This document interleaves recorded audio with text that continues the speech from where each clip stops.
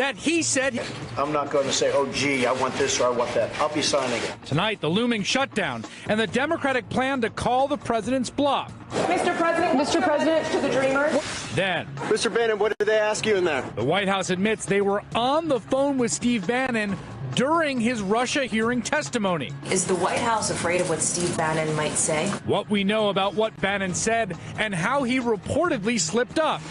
And as Stormy Daniels goes on the record, just how big a problem is it for the president? The count is growing higher and higher of porn actresses. And All In starts right now. Good evening from New York. I'm Chris Hayes. Last May, President Trump proclaimed the country, quote, and I quote the president here, needs a good shutdown. Tonight, he has brought the country to the brink of that very event, and suddenly it doesn't seem like such a good idea after all. It's been a week since that televised negotiation in which Trump promised for all the world to hear as the camera rolled to sign whatever DACA deal the bipartisan group working on a compromise arrived at. When this group comes back, hopefully with an agreement, this group and others from the Senate, from the House, comes back with an agreement, I'm signing it. I mean, I will be signing it. I'm not going to say, oh, gee, I want this or I want that. I'll be signing it. That seemed clear. But after totally rejecting that deal, the deal they came back with, and throwing in some world-shocking racist invective for good measure, Senate Democrats are plowing forward without the president today, introducing the bipartisan bill that the president himself rejected. This agreement gives President Trump every single penny that he asked for border security in his budget request. Almost $1.6 billion for construction on the border of barriers and all sorts of fences and whatever else is needed, even walls. This was not easy. We came to this agreement and we sent it over and had it drafted. It will be introduced this afternoon. The original 3 sponsors on the Republican side will be joined by 3 more. Without a spending deal, the government will shut down Friday at midnight. And without a DACA deal, 800,000 Dreamers faced possible deportation after March 5th, thanks to one man's decision, President Trump's decision to end DACA. Now, today, Capitol Police arrested 82 people seeking to prevent those deportations in the rotunda of the Russell Senate Office Building. Republicans want to pass a short-term bill to fund the government without any protections for those 800,000 people. But many Democrats are refusing to play along unless the Dreamers are protected. The overwhelming number in our caucus have said they don't like this deal, and they believe if we kick the can down the road this time, we'll be back where we started from next time. So there's very, very strong support not to go along with their deal. For his part, President Trump is attempting to place the blame for the possible shutdown on anyone but himself. Today, he described the bipartisan deal that, again, he said he would sign on live television, that he then changed his mind and rejected, the one that included all the money he asked for on border security. He described that same deal as horrible on border security, adding, it's the opposite of what I campaigned for. Trump was reportedly pressured not to sign the deal by immigration restriction hardliners, including John Kelly and Stephen Miller. Today, Kelly, the man who infamously lied to smear Representative Frederica Wilson, went to Capitol Hill to meet with congressional Democrats, a meeting that reportedly ended with no resolution to what exactly the administration wants in exchange for a deal on DACA. According to the Washington Post, Trump's chief of staff also made a stark admission that the United States will never construct a physical wall along the entire stretch of the U.S.-Mexico border, and that some of President Trump's campaign promises on immigration were, quote, uninformed. The bipartisan bill introduced today to protect the Dreamers and keep the government open would likely have enough votes to pass. But Republican Senate leader Mitch McConnell, in what sure looks like an attempt to protect the president politically, is refusing to allow a vote. I'm looking for something that President Trump supports, and he's not yet indicated what measure he's willing to sign. As soon as we figure out what he is for, then I would be convinced that we were not just spinning our wheels going to this issue on the floor, but actually dealing with a bill that has a chance to become law and therefore solve the problem. Joining me now, Democratic Senator Mazie Hirono of Hawaii. You're shaking your head, Senator. Why? Well, we have a bipartisan bill that we could have passed a long time ago to resolve this situation. And I was there on Tuesday when the president said, you bring me a bipartisan bill, I'll support it. You know what? For Mitch McConnell to say that he's waiting for the president to make up his mind, we should live so long. She's left. Sarah Murray is out front. Sarah, what is going on here?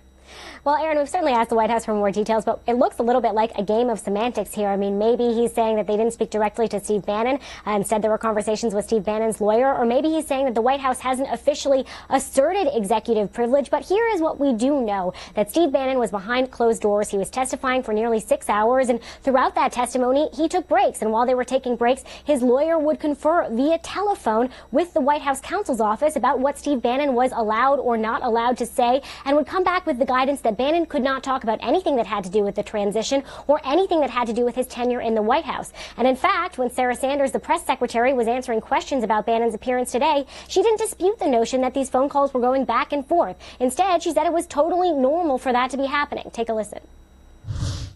That's the same process that is typically followed. Sometimes they actually have a White House attorney present in the room. This time it was something that was relayed via phone, and again was following standard procedure for an instance like this.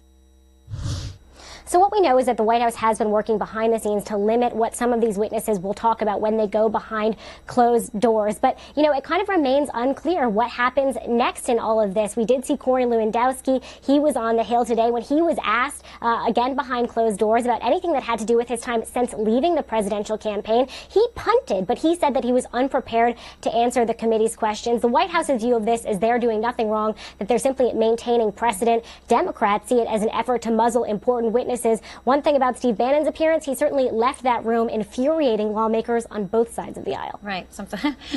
The rare thing to unify them on that particular committee. Sarah, thank you so much. Out front now, the former special assistant to Robert Mueller, Michael Zeldin. And so, Michael, let me just ask you, Sarah's reporting the White House is working behind the scenes to limit the testimony that anybody's going to give to congressional investigators. Are they fully cooperating here or not? Well, it seems that they are cooperating with Mueller and not so much with the congressional committees. And they face the same sort of ability to be charged with lying or obstruction of justice for their failure to cooperate with the committee. So I don't exactly understand why they would do this dual strategy, but that's sure what it looks like from the reporting we have had tonight. Right. As you point out, the repercussions would be the same. So it doesn't seem to fully make sense. I mean, you know, today, Corey Lewandowski, the former campaign manager for Trump, also was in front of the House Intelligence Committee. And as Bannon had tried to do, he also refused to answer a slew of questions. In his case, though, Michael, he said he was not prepared. I mean, right. he knew this date was coming. He's going to Washington. He's going in front of a group of people who are investigating collusion in the Russia investigation and Russian interference in the election. And he says he's not prepared. Right. I used to try that in the 6th grade, but Mr. Coron would never accept that as an excuse for my not having done my homework. It's just not really acceptable to have an answer from Corey Lewandowski, who's been on the news forever and a day, saying that he's going to fully cooperate, he's got a story to tell, and that this is, you know, something he's looking forward to, and now coming in with some claim of spurious claim of executive privilege, or the dog ate my homework and I'm not prepared to testify. It's just Alice in Wonderland, you know, Alice's adventure in Wonderland, curiouser and curiouser is the only way that it makes sense to me. No, it does seem like Alice in Wonderland. It doesn't make sense. It all comes back to, really, if there's nothing to see here, then just put all of your laundry out. Thank you very much, right. Michael. The next, the White House getting very defensive today about the president's health after a test shows the president has heart disease. And yet another public office seat long held by Republicans, just won by a Democrat, this in Wisconsin. Is it part of a nationwide trend or not? Hello? No one asks us to go into the chaos. Hello. Into the heartbreak. Welcome. Press conference yesterday, Sarah Sanders today. He is the only doctor that has weighed in on this matter, that has actually examined the president. And so I think a doctor that has spent the amount of time with the president, as Dr. Jackson has, is not only the most qualified, but the only credible source when it comes to diagnosing any health concerns. CNN Chief Medical Correspondent Dr. Sanjay Gupta is out front. And Sanjay, so tell us about the test results, the ones that focus specifically on heart disease. Yeah, I mean, there were several types of tests to try and parse out evidence of problems with the heart. Cholesterol tests, we know his cholesterol, for example, has gone up despite being on medication. We know about his weight, which can also be a predictor for heart problems. The one that sort of came out in questioning is a test known as a coronary calcium test. And basically what that's looking for is evidence of plaque and narrowing in the blood vessels that lead to the heart. That's heart disease. As I mentioned, it wasn't part of the official record. It only came out when I asked Dr. Jackson about it. Listen to how it was described.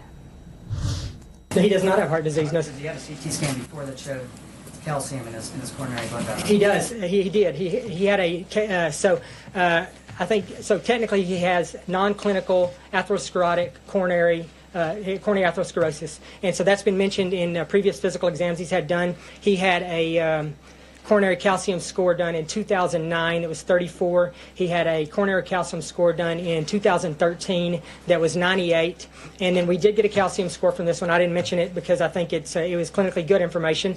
It wasn't, but it was 133. That 133 number, Aaron, important. Much of the literature and people who've studied this say anything over 100 suggests evidence of heart disease. Even under 100 can be mild heart disease. You heard the doctor there saying it's not heart disease, but the president has coronary atherosclerosis. That's heart disease. That's what that is. And to be fair, most men over the age of 40, myself included, probably have some evidence of heart disease. It's very common, so not at all unexpected that President Trump, who's 71 years old, has some heart disease, and there's evidence of it. Is there anything unusual about having that test done? Obviously, the doctor had, he mentioned it when you brought it up and gave the results. But not only did he have it done last week, but he also had it done at least 2 times from 2009 on. Yeah, I mean, usually you get the test because somebody's got enough concern to say, look, let's look for heart disease. There's enough of a concern because of cholesterol levels, because of lifestyle, whatever it may be. So as you point out, 9 years ago was the first time he had this test done. And at that time, the number was in the 30s. 4 years later, it went up into the 90s. And now it's in the 130 range. So there was cause for concern to say, hey, look, let's follow this. We don't think that the president actively is having problems with his heart right now, but these tests are predictive. That's what they are. This isn't about diagnosing someone about to have a heart attack or anything, but you order these tests to be predictive, and you look at the results in order to actually gain some information. It's obviously very crucial, and as you point out, given the trajectory of where it's going, right. that of course is what can spark more concern. Thank you so much, Sanjay. You got it. Thank you. And out front next, the state of California versus President Trump. This is a movement that's not going to be stopped. The president cannot win. Choose to go. To indulge your curiosity. Explore a new road. They flipped 4. One state, though, where the resistance against Trump could be the strongest. That's California, and that's where our Miguel Marquez is out front tonight. The California Republic versus President Trump. The resistance is legion. 1 year into his administration, Trump is a wake-up call. The world's 6th largest economy fighting Trump administration policies on everything from legal marijuana to taxes to the environment. California is not waiting for Trump. We're not waiting for all the deniers. And the escalating fight over immigration. We're going to fight and we're going to win. California now an immigrant sanctuary state. A new law limiting cooperation between local, state, and federal law enforcement. Prank road signs welcomed drivers to seemingly another country, the land of illegals. If the politicians in California don't want to protect their communities, then ICE will. The acting head of Immigration and Customs Enforcement on Fox News said California politicians who made the law should be held personally accountable. Politicos here aren't worried. Have you ever seen the enmity between California and D.C. like it is today? I wouldn't call it enmity. There are certain policies that are radical departures from the norm, and California will fight those. The immigrant community finding its voice in the era of Trump. We're actually working harder and galvanizing more people for justice. A daughter of Mexican immigrants, East LA activist Lydia Avila says the president, his rhetoric and policies have only emboldened her community. This is a movement that's not going to be stopped. The president cannot win. He may be there now, but he's not going to be there forever. We're going to win. equally galvanized the entertainment industry with its deep pockets and powerful voice. The power of an idea to change the way people think and change the way people feel is really what's important. That's really what we're fighting for. Jeremy Zimmers, CEO of United Talent Agency, one of the world's largest, says Trump represents a threat to the idea of America. We all see that the freedoms and the life we assume we have, the incredible privileges we have to be, raised in this country, to live in this country, we all see that, how fragile it can be. Allison, hi. Cheryl Conti, an activist in the tech community, says it is a fight over principles. I think that you're going to find Californians be completely unapologetic about, fighting for what we see as California values. Working from home on her pedal desk, one-foot soldier among millions across the Golden State, countering, resisting Trump. Now, to give you a sense of where things are between the Trump administration and California right now, President Trump is the first president not to visit the Golden State in his first year in office since Dwight D. Eisenhower. That was back in the 1950s. The activist I spoke to says all of their money, lots of money here in California, all of their energy and their technical skills will go to those midterm elections, not only here in California, but across the country. Erin? All right, Miguel, thank you. And thanks to all of you for joining us. Don't forget, you can watch Out Front anytime, anywhere. You just have to go to CNN Go. AC 360, though, starts right now with Anderson. Good evening. Tonight, keeping them honest on immigration, the border wall, and how the White House was reportedly directing what Steve Bannon did and did not answer in front of Congress. Means to limit investigators in the Russia probe. What are you being told about this effort? My colleagues and I are reporting just that, Wolf, that the White House is trying to find a way to kind of set the parameters for what former staffers, et cetera, will be able to tell investigators. And we saw that sort of blow up yesterday with Bannon's testimony, where his lawyer, we are told, took some breaks and was on and off the phone with people in the White House counsel's office trying to find out exactly what he was allowed to testify to, given this big question of executive privilege. And according to the White House, Bannon was not allowed to discuss any activities related to the transition of the campaign or his tenure in the White House. Now, people in the White House say that they're not doing anything beyond trying to maintain legal precedent, and that's what they're trying to do. There are some Democrats who believe that this effectively muzzles anybody who would come before the committee. Phil Mudd, how's the special counsel Robert Mueller and his team going to view this effort? Well, I think there's a fundamental difference between somebody from the White House going over to the legislative branch, that is a Congress, and saying, look, I don't want to talk to you. There's a behind-the-scenes reason beyond that sort of high-end policy issue of we want to separate out advice to the president from a conversation with the Congress. They're going to be afraid that, number one, all the questions are going to be partisan, and number two, they're going to leak within 30 seconds of when Steve Bannon says something. That does not hold true when Bannon goes in for a conversation with Mueller. That operation has been fairly leak-free, and obviously you're not dealing with the same issues related to whether you want a White House official talking to the Congress. So I think if the bottom line question is whether the real story is going to come out someday and whether Steve Bannon speaks, I think the answer is yes, he'll speak to Mueller. Right. No, he won't speak to the Congress. Could this potentially, David, create even more problems for the White House? Yeah, well, I think there's potentially a political problem and a legal problem. If you're on the legal side, if you're the special counsel's team, you want to look at this and say, okay, is this assertion of privilege really a genuine assertion of privilege, or is it more an attempt to obfuscate or maybe even obstruct justice? On the political side, I just think it goes back to the narrative from the White House all along, going back more than a year, that this is a hoax, there's nothing to see here when it comes to Russia, and if in fact they're telling people you can't talk about this, you can't talk about that, and it's not real executive privilege, that pokes a hole in that whole idea. Well, but I think Phil's point is so important here, which is that Bannon is now going to appear voluntarily before the special counsel, and he will not have the same issues. He will testify about everything, about the campaign, about the transition, about his time in the White House, whereas he was not allowed to do that before the Congress. So I think Mueller, while he might have liked to hear more before the committee that would have given him some indication about what Bannon was going to say, I think he's probably shrugging about this and saying, well, fine, it's not going to affect me. Phil, how worried should the White House be about Steve Bannon?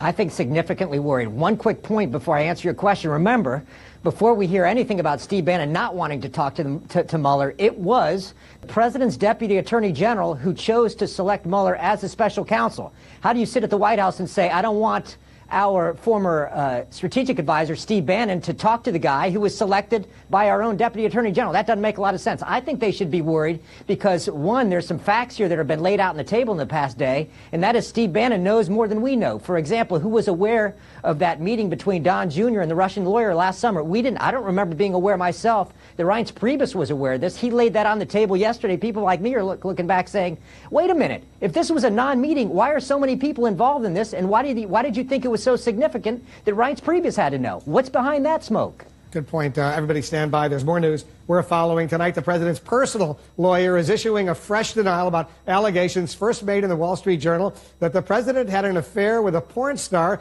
and then paid for her silence a month before the election. The new statement comes as a tabloid magazine published what it says are the first on-the-record quotes from the woman who goes by the name Stormy Daniels, and after several other news outlets confirmed they had the story but eventually dropped it. Let's go to CNN's Brian Todd. He's been looking into these allegations and all of the denials. What are you finding, Brian? Well, the quotes from this porn actress about her alleged encounter with Donald Trump have a lot of detail, but we've just learned that the magazine now publishing those quotes had the information in 2011.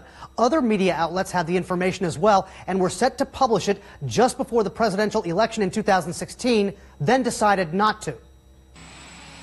Tonight, more news outlets are coming forward, acknowledging they had information about an alleged affair between Donald Trump and a porn actress who goes by the name Stormy Daniels. I just wanted to give you a commendation. New accounts that raise questions about President Trump's denial of the affair. CNN has learned that Fox News and ABC's Good Morning America had information about the alleged affair in the weeks leading up to the 2016 presidential election, but didn't publish it. The Daily Beast and Slate say they had it too and didn't publish it. CNN was told about Fox's decision by 4 people familiar with the matter.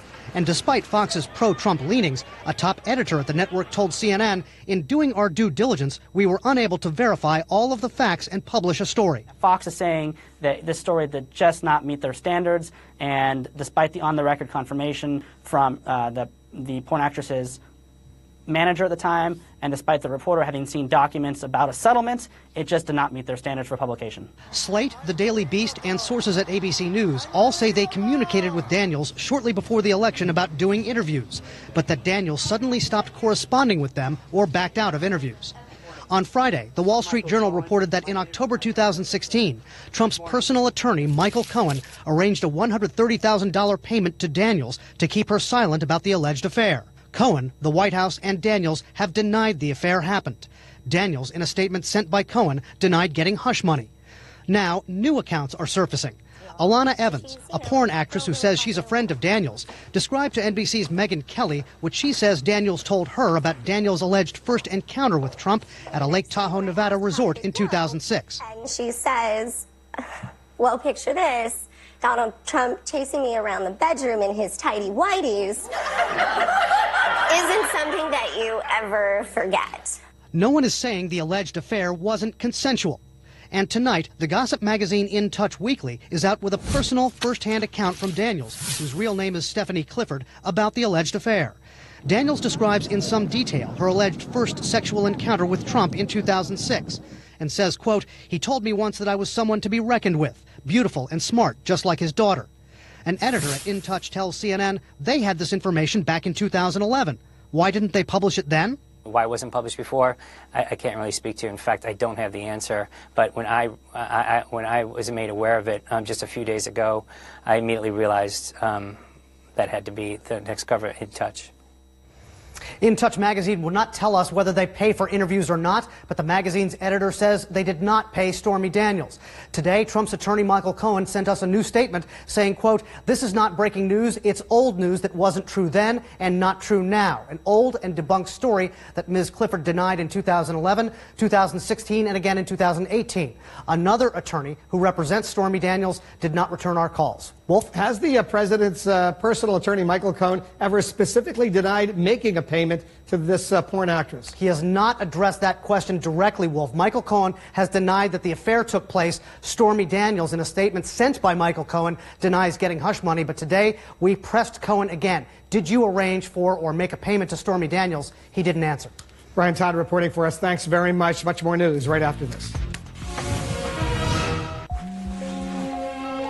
Hello? No one asked us to go. Chief of Staff for Legislative Affairs, Mark Short. Mark, thanks so much for joining us. Thanks, Wolf. In the last hour, we spoke with Congressman Ruben Gallego. He's a member of the Congressional Hispanic Caucus, and he confirmed publicly that the White House Chief of Staff, John Kelly, said that what the president used to say during the campaign about a border wall, other immigrations, represented uninformed opinions at that time. The president was uninformed. Your reaction? I was there in the meeting, Wolf. I don't remember the general ever saying the president was uninformed. What did he say? What do you remember? I do think that what General Kelly said is to say that just like the president listened to his generals to help figure out the plan to defeat ISIS, he's listened to people on the field in CBP and come up with a better border plan, which is different, admittedly different than what he said on the campaign. Even President Trump, in the meeting that was televised on Tuesday, talked about the reality that there are places where we cannot put a wall, and that he's listened to CBP and say, here's where physical barriers are most needed to protect our country. The president is listening to the professionals. We should be celebrating that, and Democrats should be looking at it and saying, hey, he's listening to CBP to say where we need to secure our border. We should get behind that as opposed to silly stories about someone saying he was uninformed. Because John Kelly, the White House Chief of Staff, he was just interviewed on Fox. He said President Trump has, quote, evolved in the way he looks at things and changed his attitude toward the DACA issue and even the wall. That's John Kelly himself saying that. I agree with that. I'm not disagreeing with that, Wolf. What I'm saying is that the president's position, he's listened to CBP officials and devising what a better plan would be to secure the border. He has said that. That's different than saying he was uninformed. Ruben Gallego said flatly he used the word uninformed. Kelly said the president was uninformed. Other members have said exactly the same thing, not only to CNN, but to other news organizations. Well, we should be celebrating the fact that CBP has come forth with a plan to secure our border. We should be getting Republicans and Democrats on board as opposed to, once again, having some controversy about a word that was used in a meeting. I don't recall General Kelly saying the president was uninformed. He said this is how our decision has evolved. This is what's needed. We should be getting behind the professionals who are on the line securing our border every day and telling us what they need to secure our border. But it seems that Republican leaders in the Senate and the House, they're still confused precisely where the president stands. Even the Senate Majority Leader Mitch McConnell. Listen to what he said just a little while ago. I'm looking for something that President Trump supports, and he's not yet indicated what measure he's willing to sign. As soon as we figure out what he is for, then I would be convinced that we were not just spinning our wheels going to this issue on the floor. All right, so what needs to be in the bill for the president to sign it? I think we've been crystal clear with all of Congress on that. Well, so why is he confused? That's a good question, Wolf. We've been crystal clear with him and his staff as well. What we've said is we need a physical barrier. We need to end chain migration. We need to end the diversity lottery visa program. And we're willing to address DACA. Those are the concrete things that we need. They're the 4 pillars we've agreed to talk about. And we've put forward our plans in each of those areas.